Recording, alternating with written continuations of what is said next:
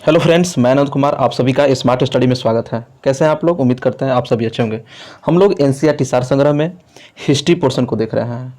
History portion में हम लोगों ने एंशिएंट हिस्ट्री यानी प्राचीन भारत के इतिहास को हमने अलग अलग वीडियो के माध्यम से हम लोग समाप्त कर चुके हैं। अगर आपने उसको नहीं देखा है तो जस्ट जाइए आप प्लेलिस्ट में 1 बाई 1 करके सभी वीडियो को देख लीजिए। हम लोग अभी पढ़ रहे हैं मध्यकालीन भारत का इतिहास यानी मेडिवल हिस्ट्री को, ठीक है। और मेडिवल हिस्ट्री का भी कुछ टॉपिक आपको करा दिया जाएगा है, वहाँ से जाइए, आप भी वहाँ से क्लियर कीजिए देखकर वीडियो के माध्यम से। चलिए आगे बढ़ते हैं। आगे बढ़ने से पहले अगर इस चैनल पर आप नए हैं तो चैनल को सबसे पहले तो आप सब्सक्राइब कर लीजिए और बेल आइकन का बटन दबा लीजिए, जिससे नोटिफिकेशन आपके पहले पहुंचेगा, ठीक है। और लाइक और शेयर कर ही जाइए, ठीक है। चलिए हम लोग आगे टॉपिक देखते हैं, हम लोग को क्या पढ़ना है। आज हम लोग को पढ़ने वाला है दो टॉपिक में पहला टॉपिक हम होगा विजयनगर साम्राज्य। उसके बाद अगला टॉपिक हम लोग पढ़ेंगे दिल्ली सल्तनत में प्रशासन की चर्चा करेंगे। तो विजयनगर साम्राज्य का आपका पहला क्वेश्चन आपका क्या दिया हुआ है, हम सभी को देख लेते हैं। पहला क्वेश्चन आपका दिया हुआ है कि विजयनगर साम्राज्य की स्थापना कब और किसने की थी। तो वर्ष 1336 ईस्वी में हरियर और बुका ने विजयनगर साम्राज्य की स्थापना की थी। विजयनगर के किस शासक ने चीन के सम्राट के पास अपना राजदूत भेजा था। तो बुक्का प्रथम ने। अगला क्वेश्चन है कि अभिलेखों में विजयनगर के किस शासक को पूर्वी, पश्चिमी और दक्षिणी सागरों का स्वामी कहा गया है। तो बुक्का प्रथम को। नोट आपका दिया हुआ है कि हरिहर ने विजयनगर यानी हम्पी को अपनी द्वितीय राजधानी बनाया और विजयनगर के ध्वास विशेष हम्पी में विद्यमान है। अगला क्वेश्चन है कि विजयनगर का पहला शासक कौन था जिसने बहमनियों से गोवा को छीन लिया। तो हरिहर द्वितीय ने बहमनियों से गोवा को छीन लिया था। चलिए नेक्स्ट क्वेश्चन पर चलते हैं। नेक्स्ट क्वेश्चन आपका दिया हुआ है कि प्रसिद्ध जो विजय विठल मंदिर कहाँ अवस्थित है। तो आपका हम्पी है, कर्नाटक में। अगला क्वेश्चन कि विजयनगर के राजा कृष्णदेव राय ने गोलकुंडा का युद्ध किसके साथ किया था। तो कुली कुतुब के साथ किया था, कुली कुतुब शाह के साथ, ठीक है। आगे दिया हुआ है कि आपका वंश, संस्थापक और समय और अंतिम शासक कौन था। तो संगम वंश, आज इसके संस्थापक हरिहर प्रथम थे। इनका समय जो था 1336 से 1356 ईस्वी तक था। अंतिम शासक की अगर बात करें तो विरूपाक्ष द्वितीय, इस वंश का सबसे अंतिम शासक विरूपाक्ष द्वितीय, संस्थापक हरिहर प्रथम। सालू वंश के संस्थापक सालू नरसिंह हैं। इनके अंतिम जो शासक जो है इमाड़ी नरसिंह, इनका शासनकाल 1485 से 1505 ईस्वी से। बेसिकली आपका संस्थापक और अंतिम शासक इन दोनों को याद रखिएगा। तुलु वंश के संस्थापक कौन है। तो वीर नरसिंह, इनका समय जो था 1505 से 1570 ईस्वी तक है। इनका अंतिम शासक सादाशिव। तो तुलु वंश के संस्थापक वीर नरसिंह और अंतिम शासक सादाशिव राय। अराविडु वंश के संस्थापक कौन है। तो तिरुमल, इनका शासनकाल 1570 के बाद का था और अंतिम शासन की बात करें तो रंग तृतीय। तो अराविडु वंश के संस्थापक तिरुमल और अंतिम शासक रंग तृतीय। चलिए नेक्स्ट क्वेश्चन की ओर चलते हैं। नेक्स्ट क्वेश्चन दिया हुआ है कि आपका विजयनगर साम्राज्य की जो वित्तीय व्यवस्था की जो मुख्य विशेषता क्या थी। तो भू राजस्व थी। कृष्णदेव राय के दरबार में 8 तेलुगु कवियों को क्या कहा जाता था। तो अष्टदिग्गज कहा जाता था। तालिकोटा राक्षसी यानी तंगड़ी का युद्ध किस वर्ष हुआ था। तो तालिकोटा का युद्ध 1565 ईस्वी में हुआ था। चलिए आगे चलते हैं फिर नेक्स्ट क्वेश्चन की ओर। नेक्स्ट क्वेश्चन आपका दिया हुआ है कि विजयनगर साम्राज्य के राजवंश, देखिए राजवंश के समय जो यात्री थे किस देश से थे और किसके शासक काल में आए थे और उनका विवरण क्या है, उन सभी को देखते हैं। तो यात्री आपका हो गया निकोलो कांटी, ये इटली देश के थे। देवराय प्रथम के शासन काल में आए थे और इनका विवरण विजयनगर शहर का वर्णन इन्होंने किया है। अब्दुल रजाक फारस के थे। देवराय द्वितीय के शासन काल में आया था और अब्दुल रजाक जो है विजयनगर सचिवालय का वर्णन किया है। पायस यात्री जो है ये पुर्तगाली थे। यह कृष्णदेव राय के शासनकाल में आए थे और यह विजयनगर के शिल्प और व्यापार का वर्णन किया है। बारबोसा ये भी पुर्तगाली हैं। शासक की बात करें तो कृष्णदेव राय के शासनकाल में आए थे। सती प्रथा का वर्णन की चर्चा की गई है। अगला है कि सीजर फ्रेडरिक पुर्तगाली हैं। शासक सदाशिव राय के शासनकाल में आया था। सीजर फ्रेडरिक की बात करें तो विजयनगर का वर्णन इन्होंने किया है। नुनीज ये भी पुर्तगाली थे। यह अच्युत देवराय के शासनकाल में आया था। सती प्रथा का उल्लेख दिया है। निकितन की बात करें तो ये रूस के थे। यह मोहम्मद तृतीय के शासनकाल में आया था। विजयनगर की असमानता का वर्णन किया है। अगला क्वेश्चन देखते हैं। अगला क्वेश्चन आपका दिया हुआ है कि प्रसिद्ध विजयनगर शासक कृष्णदेव राय के अधीन किस साहित्य का स्वर्ण युग था। तो तेलुगु। अगला क्वेश्चन कि जब राजा वडियार ने मैसूर राज्य की स्थापना की तब विजयनगर साम्राज्य का शासक कौन था? तो वेंकट द्वितीय था। अगला क्वेश्चन कि अपनी मदुरा विजय कृति में अपने पति के विजय अभियानों का वर्णन करने वाली कवित्री कौन थी? तो गंगा देवी। होयसलों की प्राचीन राजधानी द्वार समुद्र का वर्तमान नाम क्या है? तो हैलवीड। कौन है? हैलवीड। अगले क्वेश्चन की तरफ चलते हैं। विजयनगर की प्राचीन राजधानी के स्रोतों किन खंडहरों से मिलते हैं? तो हम्पी के खंडहरों से मिलते हैं। वैदिक ग्रंथों के भाष्यकार सायन को आश्रय प्रदान किया गया तो विजयनगर के राजाओं द्वारा आश्रय दिया गया। आगे चलते हैं।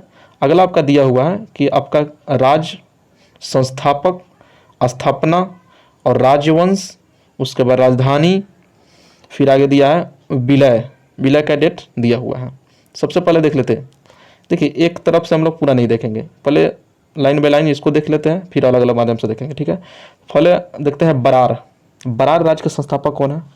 तो फतह उल्ला इमाद शाह।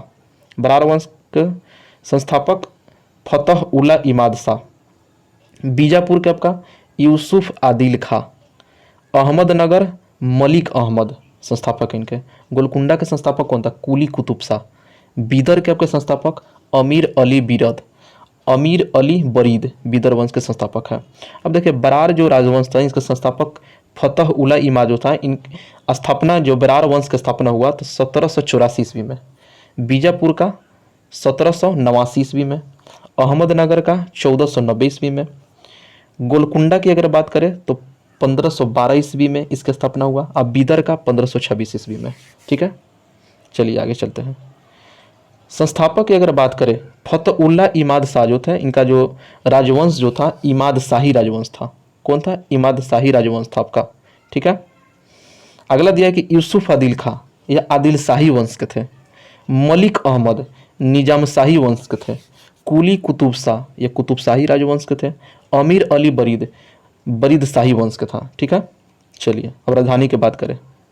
राजधानी की अगर हम बात करें तो बरार, जो बरार आपका राज है, इसकी राजधानी की बात करें तो एलिचपुर और ग्वालीगढ़ का है, ग्वालीगढ़। बीजापुर, बीजा के को है तो नौरसपुर, बीजा को नौरसपुर, नौरसपुर आपका जो है राजधानी है। अहमदनगर, अहमदनगर के अगर राजधानी की बात करें तो जूनार और अहमदनगर। गोलकुंडा के गोलकुंडा ही है इसका राजधानी। बीदर के बीदर ही है। चलिए आगे देखते हैं। विलय के बारे में चलते हैं। बरार का, तो बरार का जो है 1574 ईस्वी को अहमदनगर में। ठीक है, देख लीजिए यहाँ बरार जो राज है आपका, इसका विलय जो है 1574 ईस्वी में अहमदनगर में हुआ है। चलिए आगे है आपका बीजापुर। तो बीजापुर की अगर बात करें तो 1686 ईस्वी में औरंगजेब द्वारा मुगल साम्राज्य में से मिला लिया था। ठीक है, अहमदनगर, अहमदनगर जो राज है आपका यह विलय 1633 ईस्वी को शाहजहां द्वारा मुगल साम्राज्य में मिलाया गया। अगला दिया है आपको गोलकुंडा। गोलकुंडा जो है आपका, इसका विलय की बात करें तो 1657 ईस्वी को औरंगजेब द्वारा मुगल साम्राज्य में मिलाया गया था। बीदर, बीदर की बात करें तो इसका जो विलय हुआ था 1628 ईस्वी को बीजापुर में हुआ था।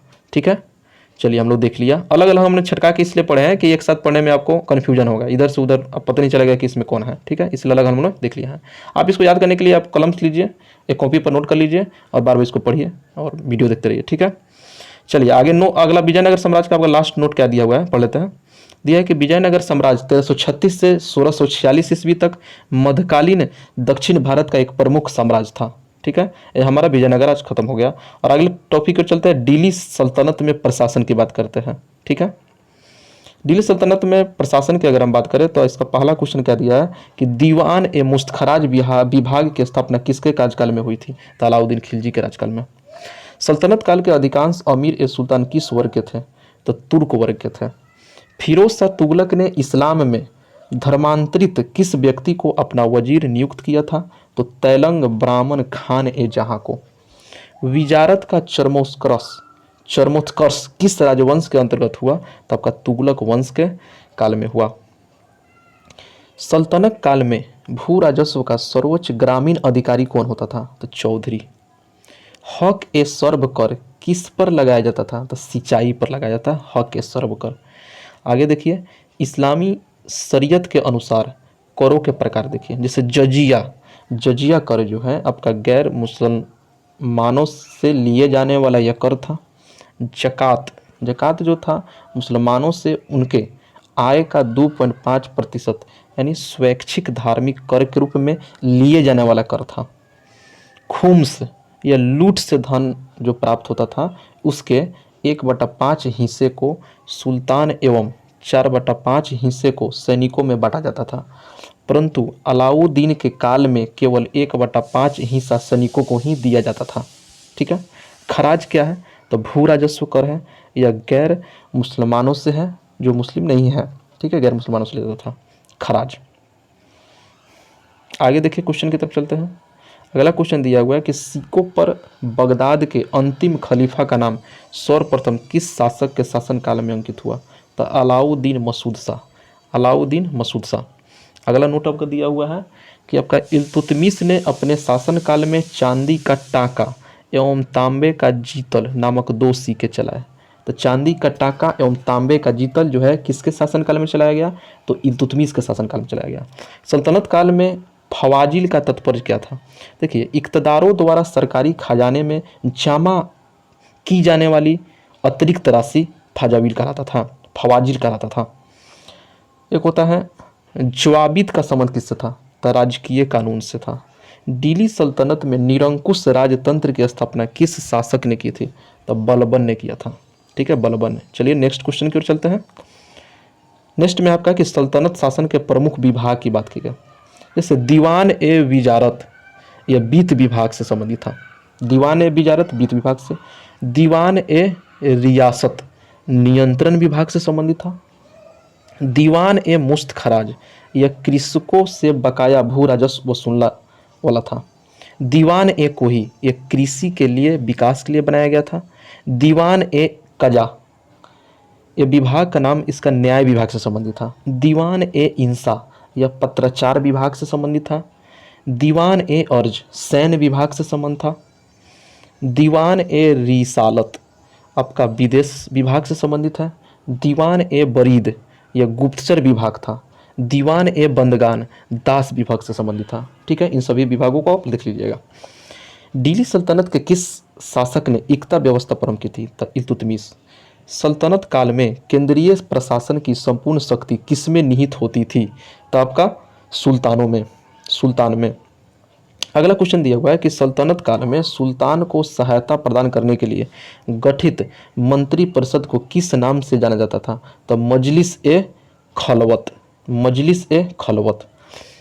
इक़्तिदारों पर नियंत्रण स्थापित करने के लिए ख्वाजा नामक अधिकारी की नियुक्ति किसके द्वारा की गई थी? तो बलबन के द्वारा की गई थी। अगला क्वेश्चन कि सल्तनत काल में भू राजस्व की दर सामान्यतः कितनी होती थी? तो 20 से 25% होती थी। अगला क्वेश्चन दिया है कि सल्तनत काल के प्रमुख अधिकारी देखिए और उनका विभाग के प्रधान देखिए। देखिए, आरिज ए मुमालिक यह सैन्य विभाग का प्रधान होता था।